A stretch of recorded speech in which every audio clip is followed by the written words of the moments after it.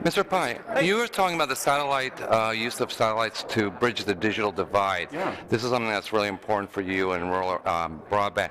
Is this something you're going to be requiring for any future mergers of media groups so that they concentrate on bridging the digital divide, providing broadband to those people for your approval? Typically, media companies don't. Media companies? Yeah, media companies. You know, the Sinclair Broadcasting, Time Warner sort of fell on that issue of lack of broadband. T-Mobile and Sprint, you had them to do a third thing. Is this something that you're going to be requiring them to do before they even request your opinion on a merger? I mean, number one, I don't comment on hypothetical mergers. Number two, typically the media companies focus on broadcast. They don't necessarily focus on broadband as such. So I'd have to. No, with AT&T, but on the broadcast, like you were saying, that this is for digital, to bridge the digital divide, and that's an important part. So that should be something that they should put up in front of any proposed merger, even before they think of merging. I mean, I can't really comment in the absence of a particularized proposed combination, so I can't really say in the abstract. In the abstract. Sorry, we've got it. Yeah. Didn't want it to be essentially a closed set where the typical players would win and satellite companies would shut out. Going forward, one of the things we're going to be evaluating is we try to figure out how to update our mapping in response in part to some concerns from Congress, but also just for our own edification, is to figure out how to make sure that we get accurate information. One of the things that has been identified by many is that a census block is considered by the FCC to be served if a single household in that block gets service. And is it the case that a satellite company could indeed provide service to every household in that census block? Well, we're not quite sure that's one of the things we want to evaluate. And so I encourage you, not to give SIA more work, but it's important for your voice to be heard in this effort as we kick off this conversation about mapping in the coming weeks, to make that point, to illustrate that satellite companies do have broader reach than may necessarily be reflected. And if you meet the FCC's definition of broadband at 25.3, then that's something we want to be taking account of, even as we try to get more information. And fair opportunity to innovate and to invest. Our goal at the FCC is not to put our finger on the scale in favor of any particular company, technology, or sector of the industry.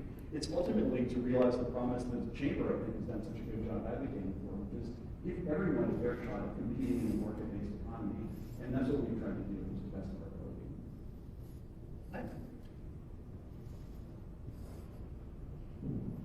Yes, Dr. Edmund Mashi, President CEO of the Corporation.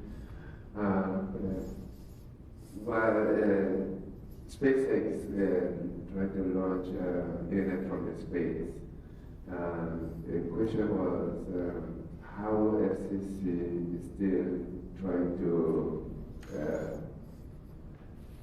issue license for the 5G, which is having difficulty to deploy over the United States. Since I'm also at this point, it's also the Verizon is on the one they are a license to launch for the 5G. How FCC will move, how fast the US will move to regulate the internet from the space, and also moving the 5G as quickly as possible over the United States. Sorry, was the question about terrestrial 5G? Yes, terrestrial and also space. Yes. Sure.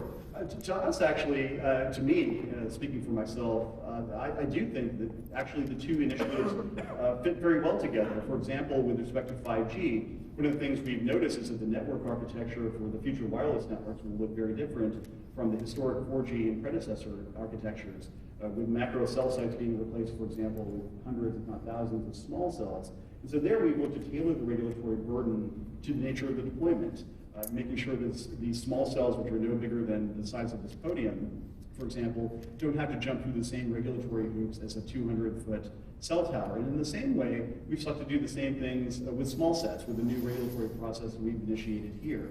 To the extent that small sat systems meet certain criteria, the 180 kilograms, and no higher than 600 kilometers altitude, a life expectancy of 6 years, and they can exist well with others using the same frequency band, they could opt into that streamlined processing.